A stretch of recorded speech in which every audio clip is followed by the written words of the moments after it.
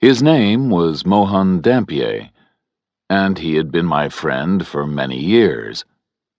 We had written many letters to each other. But recently, I had not received any news from him. Dampier had never had a job. His father gave him a little money, so Dampier had never worked. Dampier was a superstitious man. He believed that luck or magic could make things happen in his life. He spent most of his time reading books. Strange books. Most of the books were about occult philosophy. I called them books about magic. As soon as I arrived in San Francisco, I sent a message to Dampier's house. The message said, "I am staying in San Francisco for 3 days. May I visit you?" Dampier surprised me. An hour later, he sent a servant to my hotel with a reply. "Come to my house at once, my dear friend," he wrote. "Come this evening. You'll remember the house, I'm sure. It was my father's home. I live in a tower at one end of the house. You don't have to ring the bell or knock on the door. I'll tell the servants to go to bed, and I'll leave the front door of the tower open. Come up the stairs immediately. I'll be waiting for you. Please come soon." I rode in a cab to Dampier's house. That evening, the weather was stormy. A strong wind was blowing, and cold rain was falling. I had forgotten that California is cold and wet in winter. I only remembered the sunshine, not the wind and the rain. Dampier's house was near the Pacific Ocean. It was an ugly 2-story building that was made of bricks. There was a tower at one end. The house was surrounded by a garden of many trees and beautiful plants. But now it was winter, and there were no leaves on the trees or flowers on the plants.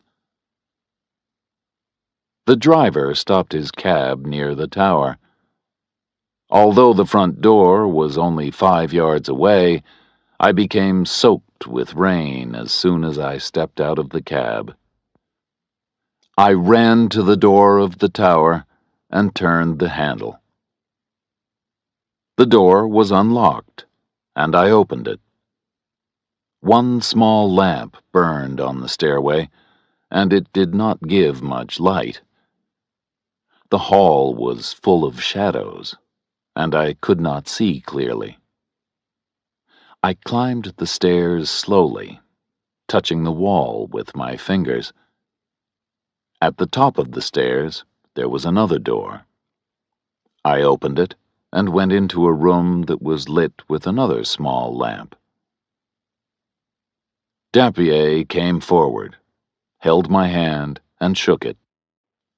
He was wearing a long silk coat and soft leather slippers on his feet. His clothes were old-fashioned and strange. We looked at each other, and I was shocked. I had not seen Dampier for many years. My friend had changed a lot. He had been a handsome man, but now his hair was gray and his face was very pale. There were many lines around his eyes and mouth. Dampier looked like a thin old man, but he was not older than 50. His large and bright eyes shone strangely in the shadowy room. "Welcome, my friend. Please, sit down," he said. Dampier offered me some wine and a cigar, and we talked a little. but I am afraid that our conversation was not very interesting.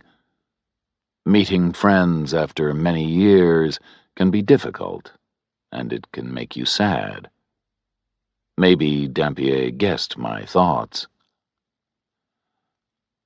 Non sum qualis eram. I'm not as I was, he said. I tried to make a joke. Your Latin hasn't improved, I replied. My friend smiled. Latin is a dead language, and I'm a dead man, he said. Then his smile disappeared, and he said, I'll die very soon. I did not know what to say. I smoked my cigar and drank my wine.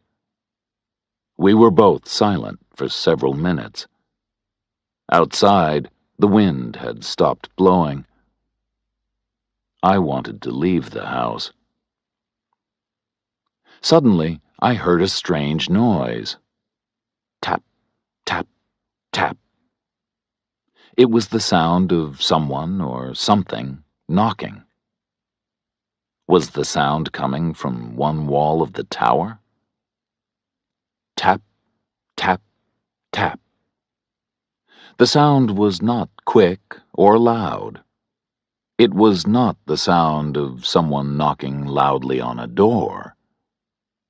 The soft tapping sounded like someone sending a signal, a message. Dampier had forgotten me. He was staring at the wall. There was a strange expression on his face. My friend looked excited and afraid. His eyes shone brightly. I did not know what to do. Should I go or stay? I stood up. I see that you are very tired, I said. I'll leave. May I visit you tomorrow? Dampier turned his head and looked at me. Please, stay, he said. There's no problem. Nobody is there. He walked to a small window and opened it. I had not noticed the window earlier. Look, he said. I walked across the room and looked out of the window. I could see nothing except the light of a street lamp and rain falling. No one was standing outside. There was no one near the wall of the tower. Please, don't leave me, said Dampier. I must tell you a story. You're the only man that I can tell it to. Will you listen to my story?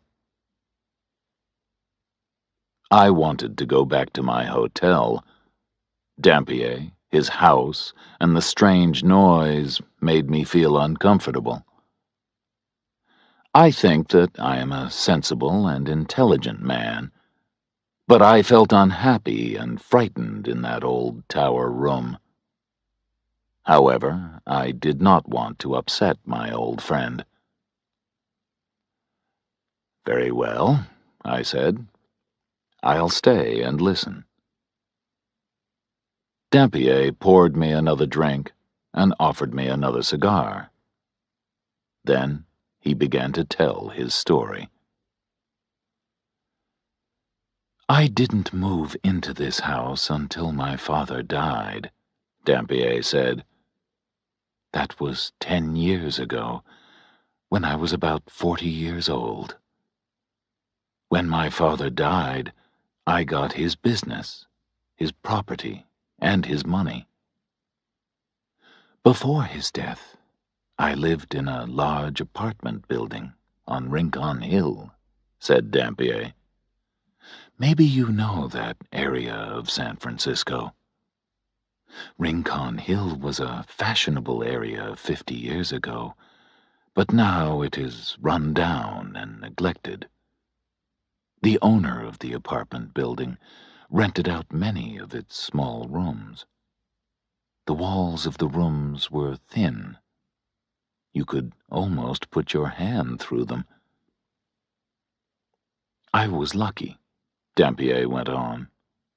The rent was cheap, and I had a large room in the building. No one visited me, and no one disturbed me. I could study my books quietly. I lived happily on Rincon Hill. One morning, as I was leaving the apartment, I saw a young girl, Dampier continued. It was a warm day in June. She was wearing a white dress and a straw hat. There were brightly colored flowers and ribbons around the brim of the hat.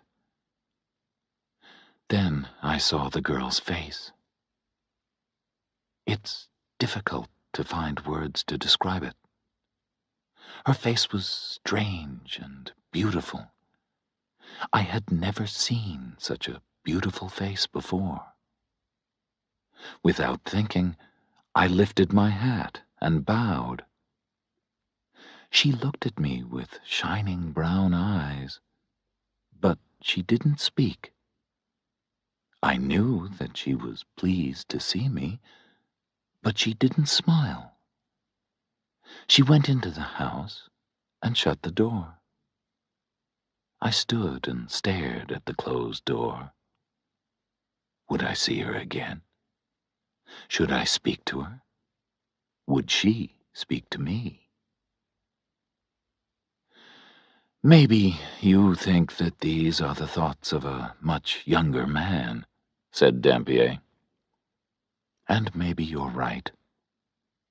But these feelings were new to me. I'd never been in love before. I'd spent too many years with books and too little time with people. Now I believe that you're my only friend. Soon, none of this will matter. I don't feel foolish when I talk to you. Dampier stopped speaking for a few moments. Then he went on with his story. The next day, I waited in my apartment. For many hours I stared out of the window. I watched the street, but the girl didn't come out of the building. I didn't know her name, so I couldn't ask anyone about her. That night, I couldn't sleep. The next morning, I sat by the window again and waited. Then, suddenly, she came out of the apartment building, and I went out too. But when I reached the street, she had disappeared. I didn't see where she had gone, so I walked around the neighborhood. At last, I saw her in a narrow street. We smiled at each other. She recognized me. I'm sure of that. From that time, I often went out when the girl went out. She always wore the straw hat with the brightly colored flowers and ribbons on its brim. I didn't follow her. I simply walked around the neighborhood and hoped to see her again. At last, I went to the landlady of the apartment. "Who is the girl with the pretty face and the straw hat?" I asked her. "She's my niece, sir," the landlady replied. "She's a servant in this house. She lives here because her parents are dead. She works for me. She cooks and cleans the building. I also send her to buy our food. She lives at the top of the house. Her room is next to yours, but at the top of the other staircase."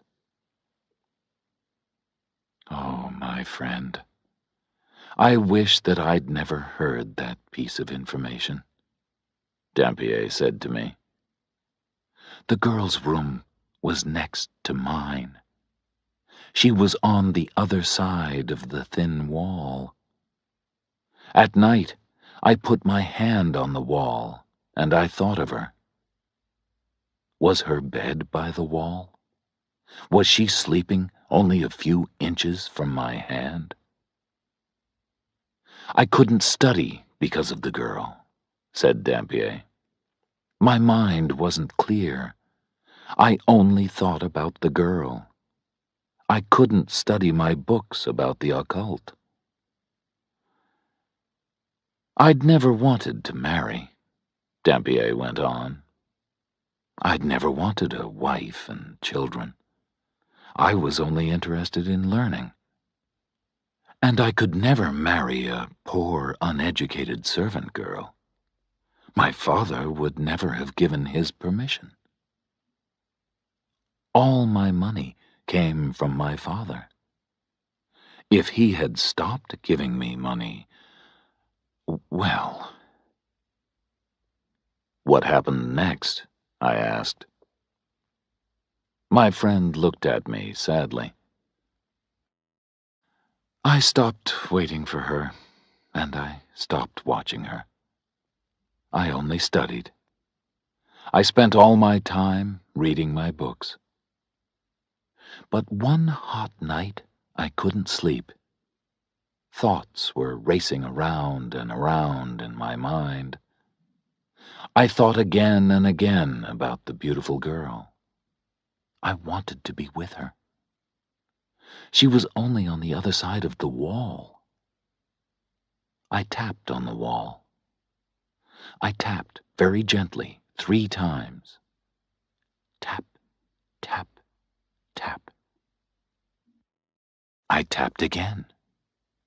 Tap, tap, tap. Then I felt foolish. I was behaving like a boy who is in love for the first time. I got out of my bed and began to study my books. I was reading a strange book, Dampier said. It was a book of occult philosophy by Necromantius. You would call it a book of magic and superstition. In his book, Necromantius describes how to be a fortune-teller. Necromantius also wrote about strange and terrible things that happened 3 times. When these things happened 3 times, death would come. Necromantius called this a fatal triad. I believe that a fatal triad has happened to me.